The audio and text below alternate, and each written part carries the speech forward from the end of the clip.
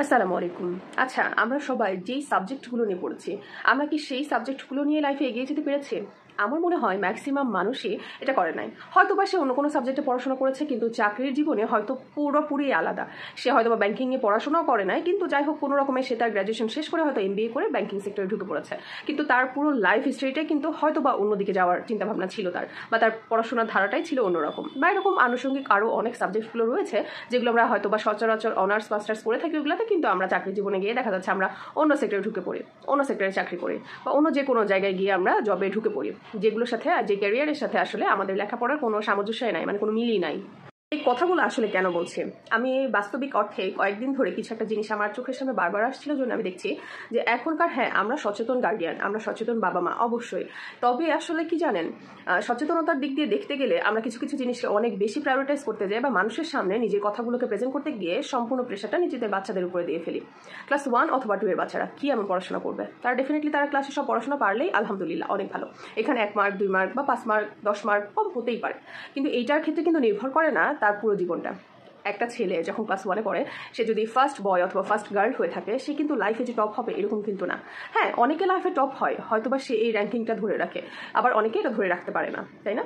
বেশিরভাগই কিন্তু ধরে রাখতে পারে না, কারণ আসলে এই সময়টার সাথে আপনি যখন একটা ম্যাচিউর ছেলে বা মেয়েতে পরিণত হবে ক্লাস 6 অথবা 7 অথবা 8-এ, তখন কিন্তু তার লাইফটা পুরোপুরি চেঞ্জ হয়ে যাবে। অনেকে অনেক দেখা যাচ্ছে অমনোযোগী বাচ্চা কাচ্চা ওই সময় গিয়ে ক্লাস 8-9-এ গিয়ে অনেক বেশি মনোযোগী হয়, হয়তো বা তাদেরকে সবাই চিন্তা ভাবনা করতে জীবনে পড়াশোনা ভালো মতো করতেও পারবে না, কিন্তু তারা কিন্তু লাইফে অনেক ভালো কিছু করতে পারে, অনেক ভালো শাইন করে। আর যারা হয়তো ক্লাস 1 থেকে অনেক ট্যালেন্টেড, অনেক ভালো পড়াশোনা করতো, কিন্তু তারা কি হয়, ক্লাস 8 অথবা 9 অথবা এসএসসি পরে গিয়ে ঝরে পড়ে যায়, তারা হয়তো বা ডিস্ট্র্যাক্ট হয়ে যায়, তারা লাইন থেকে একদম লাইনচ্যুত হয়ে যায়, তাই না?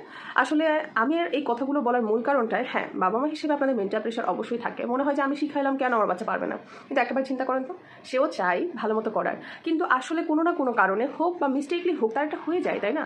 আমরাও তো অনেক ভুল করে ফেলি, তাই না? করে ফেলি না আমরা? আচ্ছা, নর্মাল আপনাকে রান্নার কথাই বলি, রান্না করতে গেলে কি হয়, আমরা যে এত রান্না বাড়া করি, তারপরে দেখা যাচ্ছে হুট করে একটা দিন তরকারিতে লবণ অথবা ঝাল বেশি হয়ে গেল। এটা কি আপনার অথবা আমার হাতে তো কোনো কিছু নাই, এটা ভুল হয়ে গিয়েছে, ভুল তো ভুল, এটা বাচ্চাদেরও হতে পারে, বড়দেরও হতে পারে।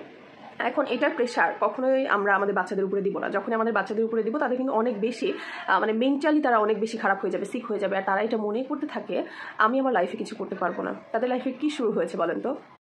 আর মোট কথায় আসলে আমি কতখানি বোঝাতে পারছি আমি জানি না, তবে সারমর্ম এটাই আমি আপনাদেরকে বোঝাতে চাচ্ছি, অ্যাজ এ গার্ডিয়ান হিসেবে আপনার এটাই করা উচিত। বাচ্চা 1-2 মার্কের ভুল করলে তাকে বাসায় এনে এরকমভাবে প্রেশারাইজ করবেন না, বা এরকম কথা বলবেন না যেটাতে করে সে মানে মনের দিক থেকে ভেঙে পড়ে।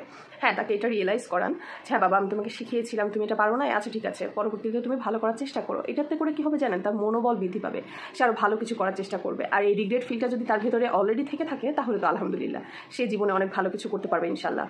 আর হ্যাঁ, বাচ্চাটা কিন্তু আপনার, অন্য কোনো গার্ডিয়ানের না। তাই অন্য কোনো গার্ডিয়ানের কথা শুনে যে তার বাচ্চা ভালো করছে দেখে আপনার বাচ্চাকে এসে প্রেশার দিবেন তাকে ভালো করতে হবে, বিষয়টা কিন্তু এরকম না। আপনার বাচ্চা যেরকম করছে সেটাতেই আলহামদুলিল্লাহ বলুন। যে ব্রেনটা আপনাকে মহান রাব্বুল আলামিন আপনার সন্তানকে দান করেছেন, সেটা নিয়ে শুকরিয়া আদায় করুন, সেটাকে আপনি মডিফাই করার চেষ্টা করুন সেটাকে। কারণ প্রত্যেকটা বাচ্চাকেই কিন্তু একই রকম ব্রেন দিয়ে, বা প্রত্যেকটা মানুষকে কিন্তু একই ব্রেন দিয়েই আল্লাহ দান করেছেন, তাই না? কাউকে তো কম, কাউকে তো বেশি দেয় নাই, কিন্তু কে কোন জায়গায় তার মেধাটা খাটাচ্ছে এইটা হলো বড় বিষয়। আপনার বাচ্চা কি করতে চাচ্ছে, আপনার বাচ্চা পড়াশোনায় সে কিভাবে পড়াশোনাটা ক্যাচ করছে, এটা জানা বা বোঝার দায়িত্ব পুরোপুরি কিন্তু আপনার, আপনি বুঝতে পারবেন একমাত্র। তাই কারো কথা শুনে বা কোনো একটা ভুল বা 1-2 মার্ক কম পেয়েছে বিধায় তাকে প্রেশারাইজ করবেন না, তাকে বুঝান, অবশ্যই সে বুঝবে এবং লাইফে অনেক ভালো কিছু করবে। আর একটা কথা সর্বশেষ বলতে চাই, কারো কথা শুনে বাচ্চাকে প্রেশার দেবেন না প্লিজ। আপনার বাচ্চা, তার ভালো মন্দের দায়িত্ব পুরোপুরি আপনার। হ্যাঁ, আপনার খারাপ লাগতে পারে, আপনি মেন্টালি একদমই ভেঙে পড়তে পারেন যে আমি এত কষ্ট করছি, এত এফোর্ট দিচ্ছি, আমার বাচ্চা কেন পারছে না। নিজেকে সময় দিন, একটু রিল্যাক্স হন, দেখবেন আপনার বাচ্চাও লাইফে অনেক অনেক অনেক ভালো কিছু করবে ইনশাল্লাহ।